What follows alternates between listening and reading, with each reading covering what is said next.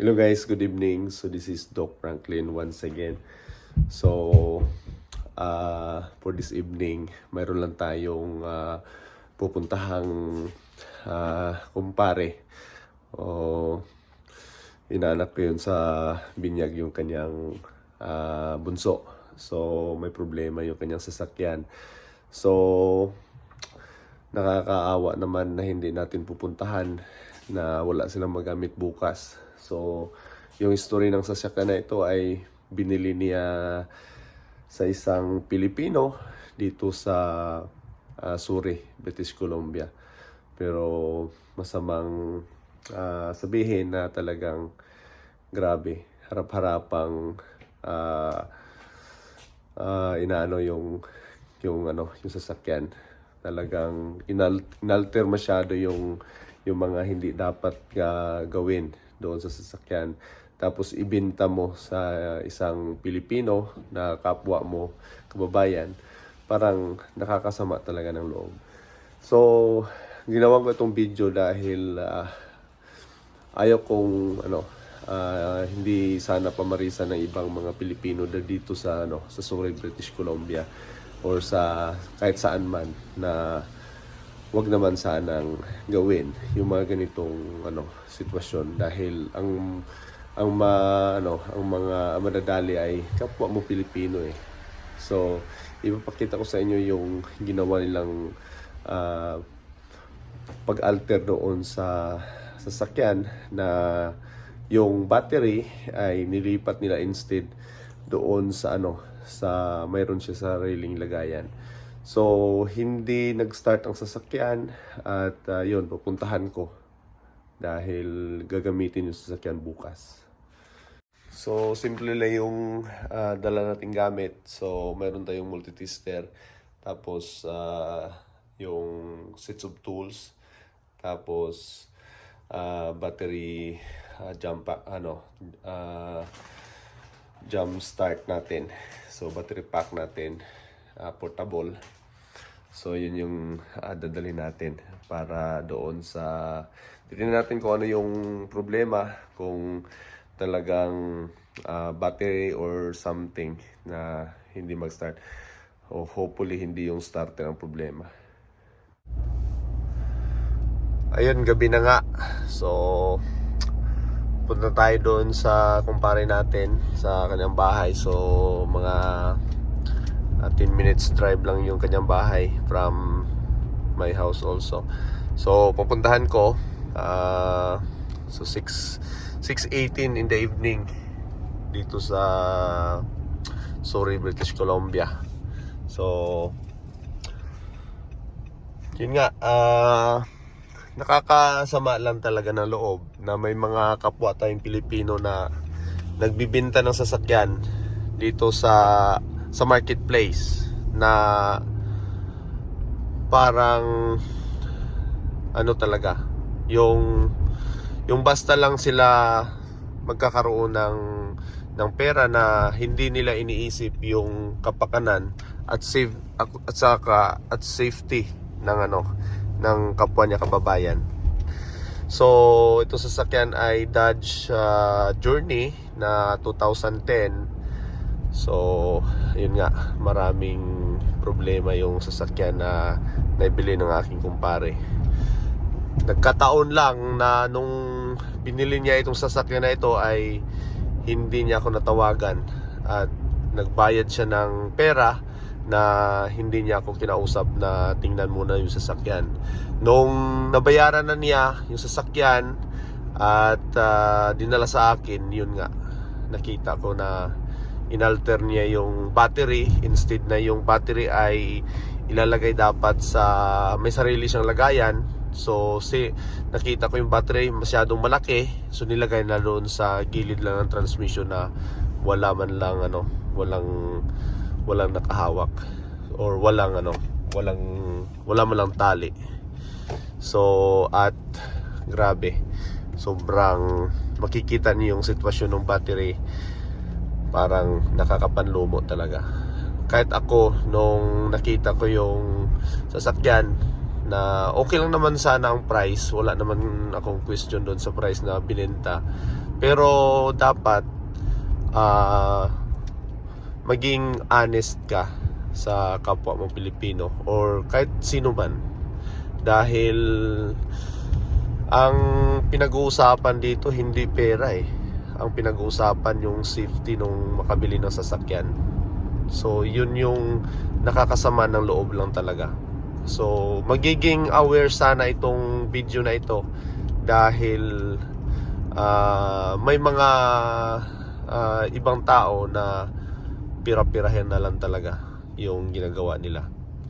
So sinubukan naming tawagan siya yung mismong nagbenta. So hindi na siya sumasagot at nagalit pa nga nung kinausap namin or tinanong namin about yung sasakyan, kung ano yung mga na-repair na nagawa. So nagalit siya at yun na, hindi na siya makontak. So hindi ko lang siya magiging fair ako sa kanya. Hindi ko ilalagay yung kanyang name. Actually kilala namin yung mayroon siyang name doon sa marketplace, pero para patas i-hide ko siya dito. Ang ano ko lang ay ang video ito ay magiging aware lang sana sa bibili ng sasakyan. So kung bibili kayo ng second hand dito sa kung saan man, talagang maganda magdala kayo ng may nakakaalam sa sasakyan, mechanic, or talagang i-test drive nyo sasakyan bago nyo bilhin. Dahil nung nakita ko nga yung sasakyan na binili ng aking kumpare ay nakakapanlumo talaga yung sitwasyon. So yan, pupuntahan ko ngayon dahil meron na namang lumabas na problema at titingnan ko kung ano na naman yung issue. So guys, nandito na ako sa bahay ng aking kumpare. So ito yung bahay nila. So malapit lang, 10 minutes drive nandito na. So ayan, nandito yung sasakyan. I-message ko muna siya dahil para mabuksan yung yung pintuan. So message ko muna dahil nandito nakaparada daw sa loob ng garahe yung kanyang sasakyan. So tawagan ko muna. Ayan, sumagot na at antay lang natin yung bubuksan yung garahe at parada ko yung aking sasakyan dahil nandito ako sa tabing kalsada. So antayin muna natin na magbubukas yung garahe bago ayan, nagbubukas na siya. So ayan yung sasakyan sa kanyang Apre! Diyan!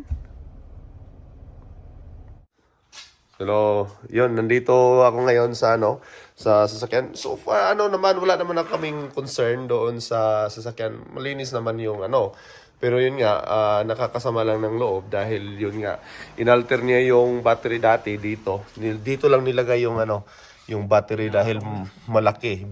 Talagang pinatong lang talaga dito.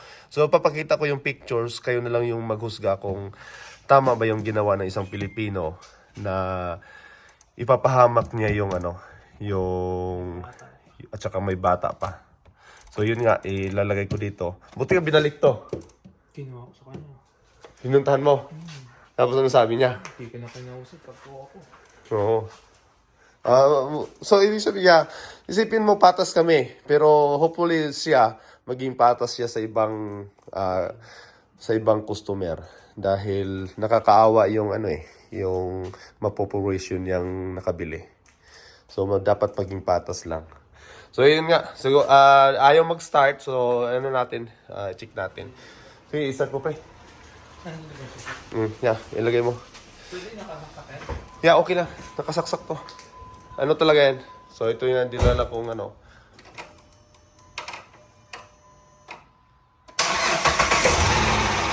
Yes. So yun.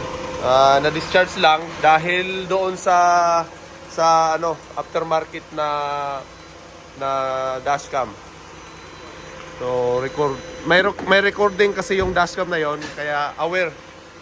Wag niyo yung pabayaan na nakalagay yung dash camera na 3 days, 4 days na ayaw mag-start, ayaw i-start. Hindi kaya. Mauubos niya yung charge ng battery. Kahit bago battery kasi ano lang naman yung natira. So yun, dito yung nakalagay. So ipapakita ko sa inyo yung picture. Hingiin ko dun sa ano. Tapos talagang binalik ko na yun sa original na wiring. Tapos binalik kasi nandun sa gilid ang battery nito eh. Nasa gilid ng ano, nandito sa ano, sa left side tire. So ayan, nag-start na siya. So ayun. So okay naman yung sasakyan. Yun lang, dapat magsabi lang naman siya. Kasi kung halimbawa kababayan ka at yung honest yung pagbenta mo sa isang ano, sa bibili ng sasakyan, sabihin mong totoo, wala namang problema eh. Sabihin lang totoo, di ba pre? Yeah.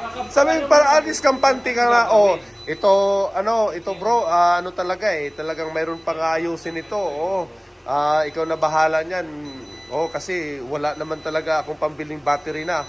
So ginawa ko, dyan na lang nilagay. Para at least, kampante naman. Kasi wala namang kaalam-alam talaga yung eh. Hindi ka mabibili. Oh, nandito pala yung battery. Tapos may-stock ka na lang pala doon sa kalsada. Eh, papakita ko sa inyo kung tama ba yung sa isang mekaniko na ilalagay niya yung dito yung battery. Ilalagay na lang niya. Now, wala, safe ba? Kaya ako ang magtanong sa inyo, kung kayo magbibenta na isang sasakyan, ganun ba gagawin niyo? So yun lang. Awareness video ito. Hindi kami ni pare nag-aano nung ano. Kasi patas kami. Oh.